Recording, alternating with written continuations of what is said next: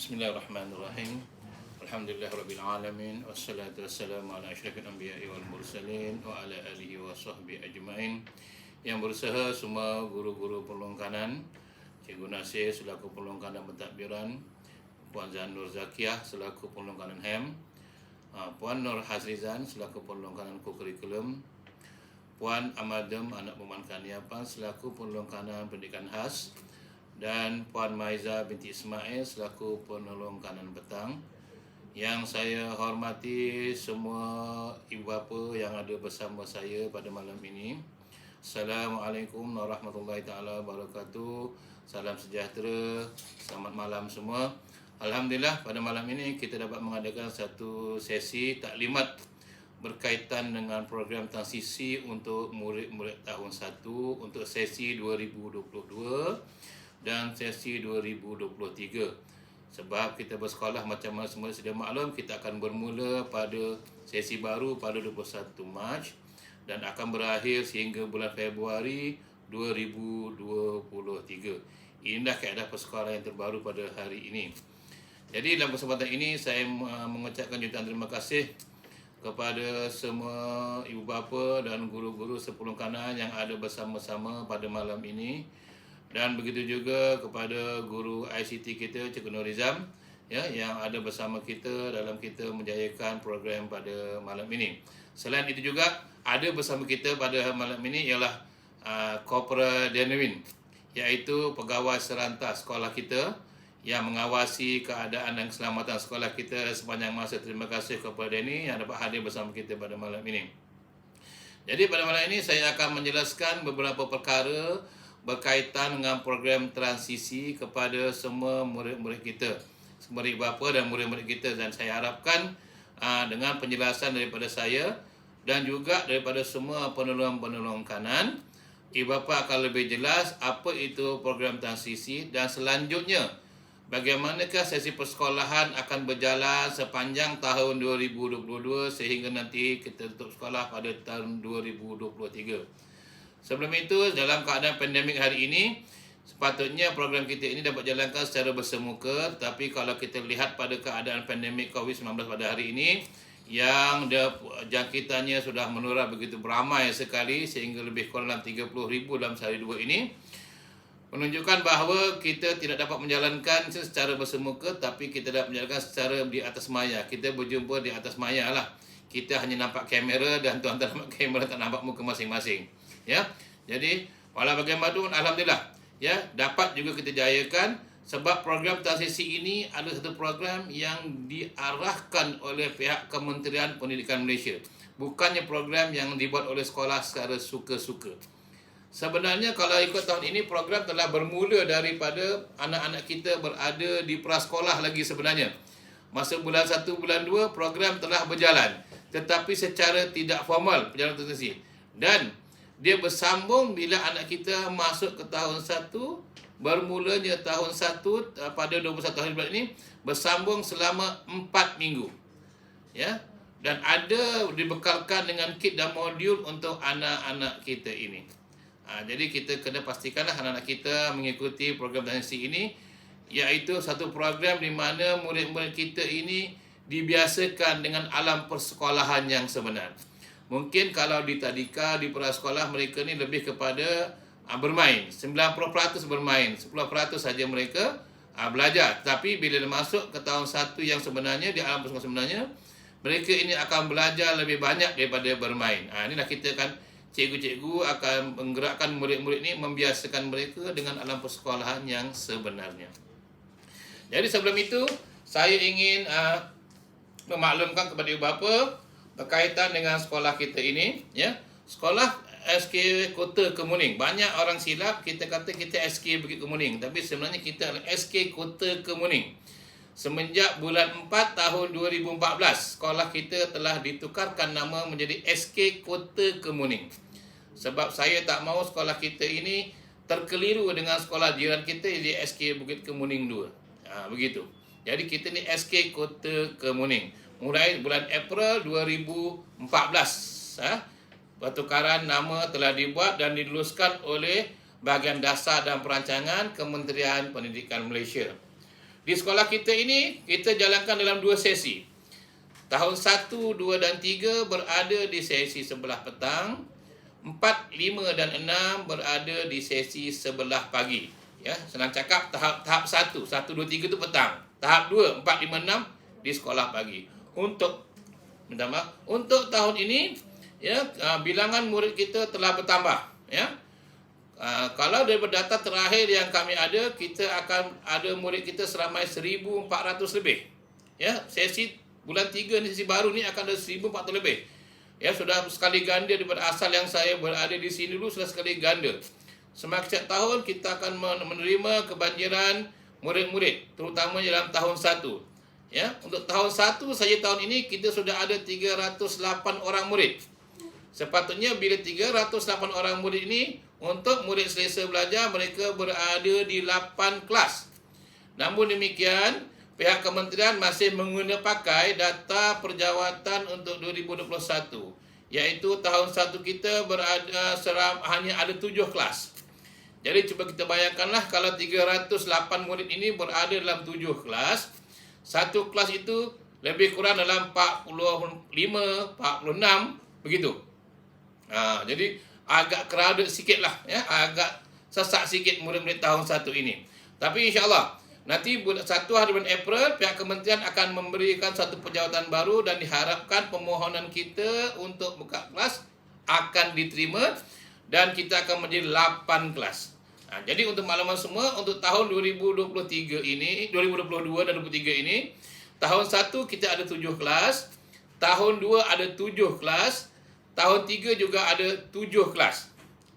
Tahun 4 ada 6 kelas, tahun 5 6 kelas dan tahun 6 4 kelas. Itulah kelas yang kita ada. Kekuatan kelas kita boleh menampung, insya-Allah kalau pagi petang kita boleh ada ke 48 kelas. Tapi setakat ini kita baru ada 37 kelas secara keseluruhan. Selain itu kita ada program pendidikan khas, ya. Program pendidikan khas PPKI ada di sekolah kita dengan murid seramai 47 orang setakat ini dan akan ada kemasukan murid tahun 1 di program PPKI. Ada 5 kelas. PPKI juga kita mohon sebenarnya 7 kelas. Tapi belum ada kelulusan, kita hanya mendapat 5 kelas sahaja. Jadi dalam satu kelas tu ada 10 orang ataupun 11 orang. Kalau ikut ke murid PPKI ini, kita sepatutnya ada 5 orang satu kelas. Tapi sekarang sudah lebih. Ya. Tapi manakala insya-Allah kita boleh buka, tetapi bila tak ada kelulusan, masalah tak ada guru dibekalkan, maka tak boleh kita nak buat kelas yang tersebut. Dan selain itu, kita ada 2 kelas prasekolah, iaitu prasekolah anakku sayang dan kelas anakku bistari dan satu lagi mutiara hati. 2 kelas kita ada untuk prasekolah. Prasekolah pun sekarang ni kita ambil hanya murid-murid yang berumur 6 tahun saja. Sebab berumur 6 tahun pun sudah lebih. Jadi untuk murid-murid prasekolah ini, ya, kami mengambil murid 6 tahun. Yang utama di kohort umur 6 tahun dan seterusnya kita tengok pada pendapatan dan kemampuan ibu bapa. Tak boleh nak ambil semua. 6 tahun pun ada terlebih lagi. Tak boleh kita nak ambil keseluruhannya. Okay.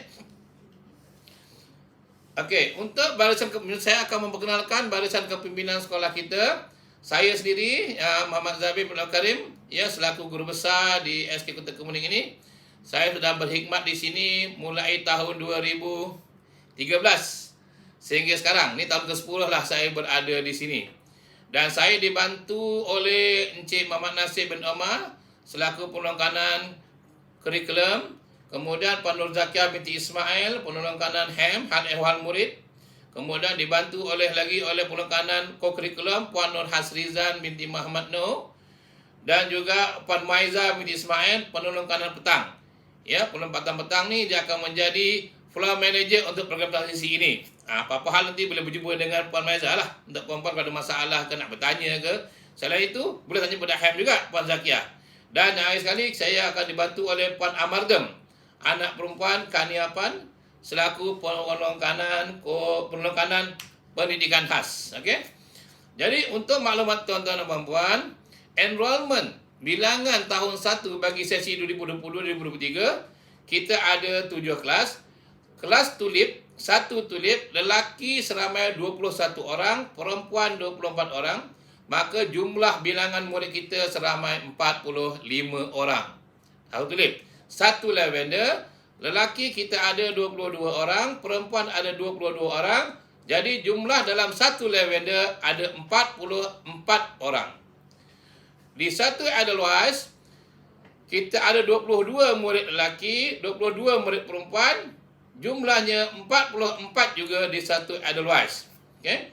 Kemudian di satu Daisy, kita ada lelaki 24, perempuan 21. Jadi jumlahnya seramai 45 orang. Dalam satu Heliconia, kita ada 23 lelaki, 22 perempuan. Jumlah murid kita seramai 45 orang di satu Heliconia. Dan satu Camellia, kita ada 24 lelaki, 21 perempuan, berjumlah 45 orang. Dan satu Izora, 22 lelaki, 23 perempuan, kita ada 45 murid. Ya, di satu Izora. Inilah nama-nama kelas kita, jangan tersilap. Puan-puan kena tengok nama anak puan-puan, tuan-tuan di mana? Di Tulip ke, di Lavender ke, di Edelweiss ke, di Daisy ke, di Heliconia ke, Camellia ke, Izora. Ini sebenarnya nama-nama ni adalah nama-nama bunga yang kita ambil lah. Nama asal dulu bukan macam ini ya, kita tukar ke nama-nama bunga supaya anak-anak kita ini mewangi ya, segar mewangi macam bunga jugalah. Kita harapkan begitu. Ya. Jadi kita 7 kelas di situ.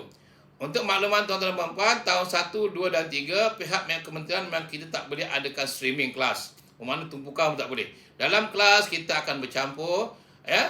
Ada budak yang sudah ada boleh pengukuhan dan pengayaan, ada yang pengukuhan dan ada pemulihan dalam satu kelas yang sama.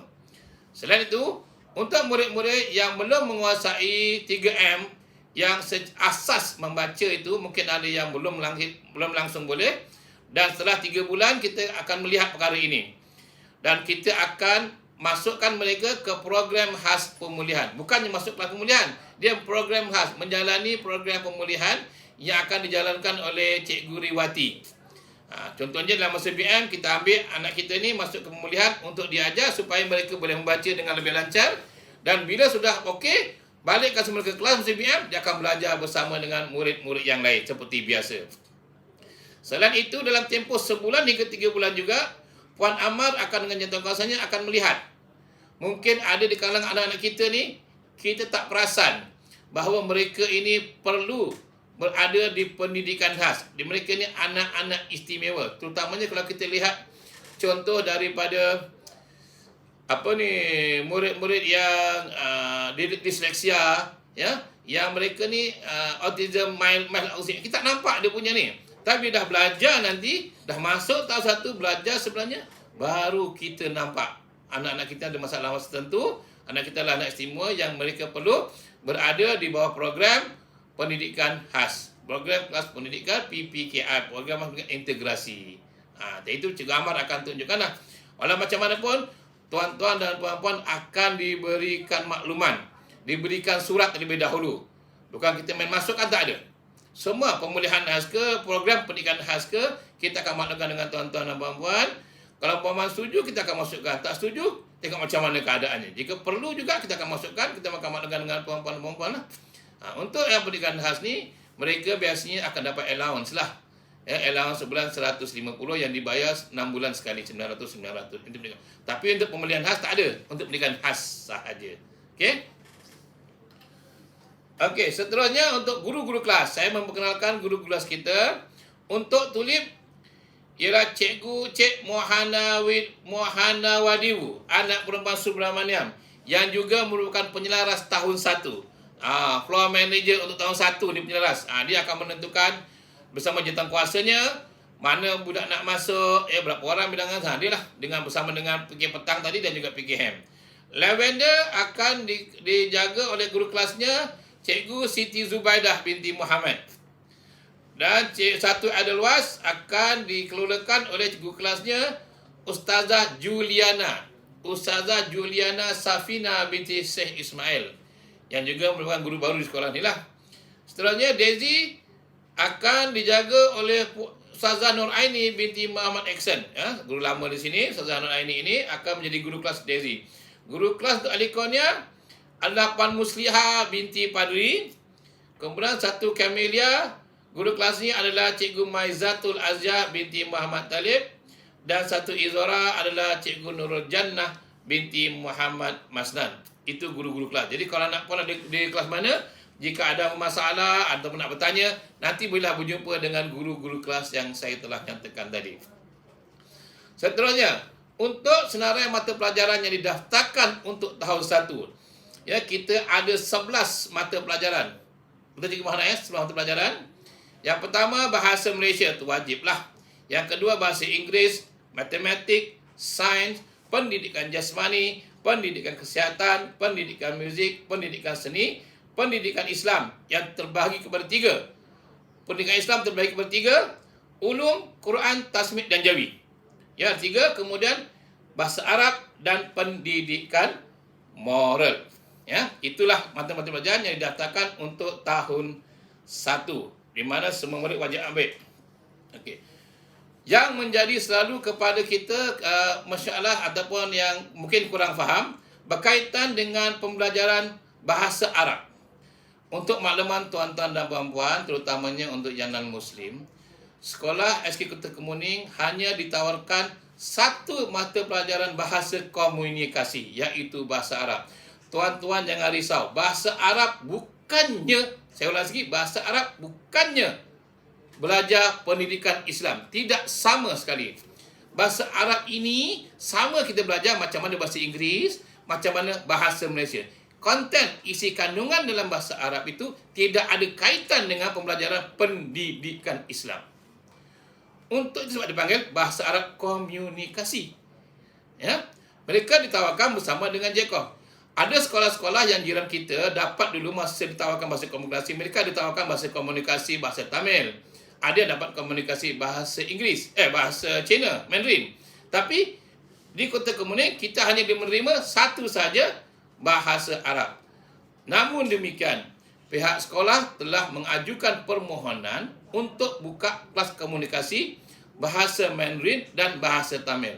Tapi untuk tempoh ini belum ada kelulusan, walaupun cikgu telah dibekalkan ke sekolah kita untuk bahasa Mandarin dan bahasa Tamil. Jadi buat bahasa ini, guru bahasa Mandarin dan bahasa Tamil itu mengajar mata pelajaran bahasa Inggeris. Ya, belum lagi mengajar. Sebab nanti bila kita buka kelas, baru mereka ini mengajar bahasa-bahasa komunikasi tadi. Jadi untuk bahasa Arab ini, untuk murid-murid Islam, mereka memang tak ada pilihan lah. Jika kita buka kelas bahasa komunikasi yang lain, untuk murid Islam, semua bahasa Arab. Murid yang bukan Islam, boleh ambil bahasa Cina, ataupun mungkin boleh ambil bahasa Tamil. Lihat pada kelulusan yang kita dapat. Tapi buat masa ini, buat ketika ini, semua murid Islam, bukan Islam, kena ambil bahasa Arab sebagai bahasa komunikasi. Sebab markah mereka akan ada dalam bahasa tersebut. Kalau mereka tidak ambil bahasa Arab, nanti markahnya tahap penguasaan dalam PBD, mereka tak ada. TP1, TP2. Itu sekadar keberadaan mereka dalam kelas. Biarlah anak kita belajar dulu bahasa Arab komunikasi ini. Ya, saya harapkan ibu bapa jangan salah sangka tentang bahasa Arab komunikasi ini. Bahasa Arab komunikasi dia adalah satu bahasa pertuturan macam bahasa Inggeris dan bahasa Melayu. Saya ulang sekali, macam bahasa Inggeris dan bahasa Malaysia. Tidak ada kaitan langsung dengan pendidikan Islam, tidak ada kaitan langsung tentang ajaran Islam, tidak ada. Ya? Jadi semua murid sekarang ni Kota Kemuning wajib ambil bahasa Arab ini sebagai bahasa yang ketiga. Sebab kita perlu setiap murid ada bahasa ketiga. Ini adalah bertepatan dengan Pelan Pendidikan Malaysia, Pelan Pembangunan Pendidikan Malaysia 2015 hingga 2025. Ya, 2025 sehingga 2025 ini, di mana murid-murid perlu menguasai lebih daripada satu bahasa komunikasi. Jadi bahasa Malaysia wajib. Bahasa yang kedua, yang satu lagi bahasa Inggeris. Dan yang ketiga itu mereka ada satu. Jadi berdasarkan pada Pelan Pembangunan Pendidikan Malaysia, mereka kena belajar bahasa Arab untuk sekolah kita lah, untuk sekolah SK Kota Kemuning ini. Kalau sekolah lain saya tahu lah, dia ada bahasa lain yang dibekalkan, yang dibenarkan. Jadi kita, namun saya dah mohon, saya dah buat permohonan, cuma kelulusan belum lagi diperolehi. InsyaAllah bila nanti kelulusan dapat diperolehi, saya akan melakukan dengan ibu bapa. Maka ibu bapa akan buat pilihan yang bukan Muslim, sama nak terus dengan bahasa Arab ataupun nak masuk ke bahasa komunikasi yang bahasa Mandarin atau bahasa Tamil. Murid Islam tak ada, automatik akan terus masuk bahasa komunikasinya bahasa Arab. Tak ada pilihan. Itu ya. Jadi saya harap jelas di situ supaya semua bapa tidak keliru dan jalan. So, banyak masalah timbul. Dia kata, kenapa anak saya belajar bahasa Arab ni? Saya dah jelaskan kat sini. Saya harap ibu bapa boleh faham lebih jelas lagi tentang pembelajaran bahasa Arab ini. Saya rasa daripada saya itu saja. Nanti pengulang-pengulang kanan saya yang lain akan menjelaskan lagi berkaitan dengan perkara-perkara yang lain. Cuma saya minta satu, kerjasama daripada ibu bapa semua. Kerjasama daripada ibu bapa semua dalam memastikan sekolah dapat beroperasi dengan baik dan lancar tanpa ada sebarang masalah. Kalau ada apa-apa pertanyaan, ada apa-apa masalah, boleh berjumpa dengan mana-mana penolong kanan saya untuk sama-sama kita selesaikan. Yang penting, niat hati kita nak selesai ke tak nak selesai, nak tahu ke tak nak tahu. Itu saja. Kalau kita selesai dan nak tahu, insya-Allah kita boleh sama-sama ya untuk memastikan meningkatkan tahap pencapaian anak kita dan sekolah kita. Ya. Jadi saya harapkan dalam pandemik ke-19 ini, kalau biasanya dulu bapak dibenarkan berada di sekolah bersama anak 3 hari, tapi dah 2 tahun, 3 tahun ni memang tak boleh. Sebab tak ada dibenarkan siapa masuk dalam kawasan sekolah untuk menunggu anak. Tidak dibenarkan.